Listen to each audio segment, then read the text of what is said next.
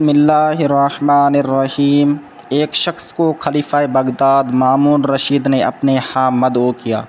طعام کے آخر میں کھانے کے جو دانے وغیرہ گر گئے تھے، شیخ صاحب انہیں چن چن کر تناول فرمانے لگے۔ مامون نے حیران ہو کر کہا، اے شیخ، کیا آپ کا ابھی تک پیٹ نہیں بھرا؟ شیخ صاحب نے کہا، کیوں نہیں؟ دراصل بات یہ ہے کہ مجھ سے حضرت سیدنا حماد بن سلمہ رحمۃ اللہ تعالیٰ علیہ نے ایک حدیث بیان فرمائی، جو شخص دسترخوان کے نیچے گرے ہوئے ٹکڑوں کو چن چن کر کھائے گا، وہ تنگ دستی سے بے خوف ہو جائے گا۔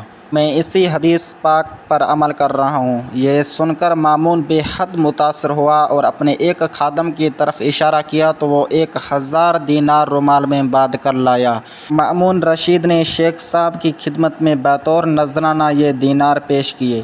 شیخ صاحب نے فرمایا، الحمدللہ رب العالمین، حدیث مبارک پر عمل کی ہاتھوں ہاتھ برکت ظاہر ہو گئی۔ معلوم ہوا کہ ہمارے بزرگان دین رحمۃ اللہ تعالیٰ علیہ نے سنتوں پر عمل کے معاملے میں دنیا کے بڑے سے بڑے رئیس بلکہ بادشاہ کی بھی پرواہ نہیں کرتے۔